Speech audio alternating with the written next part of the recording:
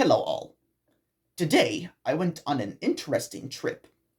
It took me a while to save up for the plane tickets, but it was worth it. Before I get into too much detail, I should introduce myself. Well, not really. I'm very paranoid when it comes to the internet, and I won't disclose my real name. So just call me Delmar. I don't know what it is about that name, but I've taken a liking to it recently. Okay, let's get down to business. I recently got plane tickets to Florida and booked a stay at the small hotel near a special location. It was worth the 6 hour plane ride for where I was going. If you haven't heard of it, I was planning to visit an abandoned Disney resort called Discovery Island. I did my research, and it was originally known as Treasure Island in the early 70s. The mystery behind the island is very intriguing to me because it was shut down suddenly in 1999. There was a lot of controversy behind the island, and it is commonly accepted that it was the reason behind the island's abandonment. I don't necessarily accept that as easily as others might, but don't get me wrong, I do believe it, but solely because of the fact that there isn't enough information on the subject to prove it.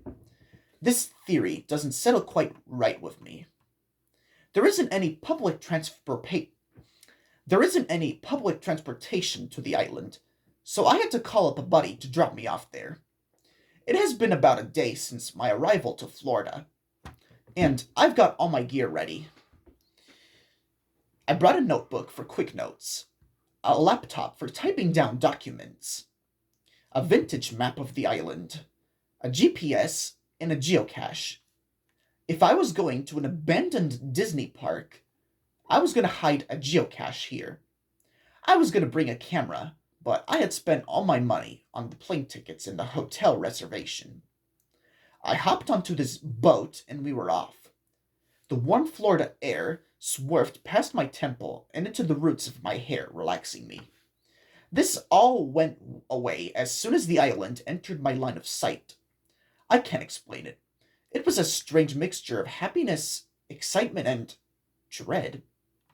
I could explain to you why I felt dread, but I did. I also noticed that the air got thicker as we reached the island. I told myself it must be the humidity, but in hindsight, that wouldn't really make much sense. The change was too quick. It wasn't gradual enough to be natural. Ignoring it, my buddy pressed on towards the island. Strange.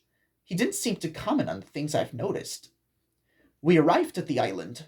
Finally, after all of the research, I'll finally be able to expose to the world what really happened at this mysterious island.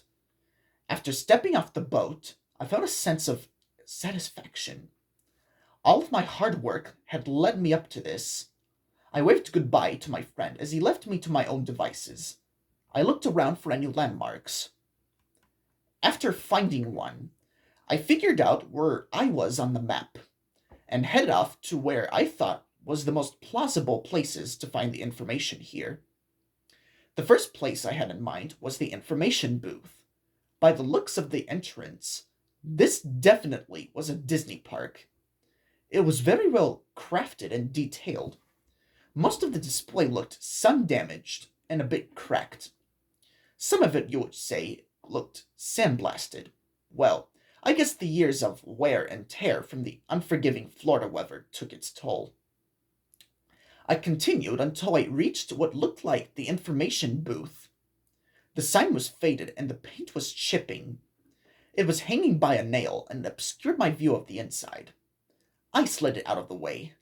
Inside was a perfectly normal information booth. As expected, there was an eggshell white desk with assorted tickets on it. It even had some pamphlets filled in. Taking the liberty of grabbing one of the pamphlets, I ran over to the nearest bench and laid it out. Also faded and water damaged. I deciphered as much of the text I could and typed in my Word document. I noticed something funny, though I had an internet connection.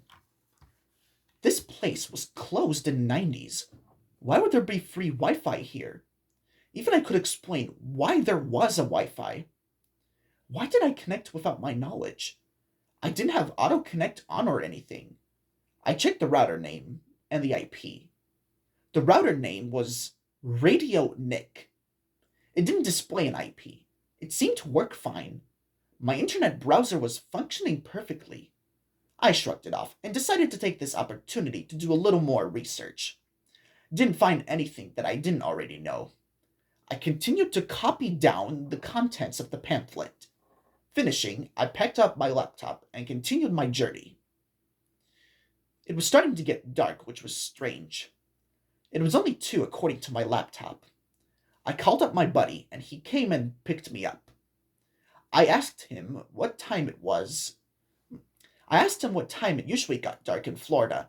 He told me around this time of year. The sun was set roughly 8 to 8:30. Perplexed, I opened up my laptop to see the time was in fact 8:30.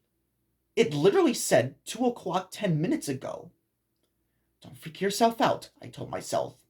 It was probably just that sketchy router you connected to that messed up your time.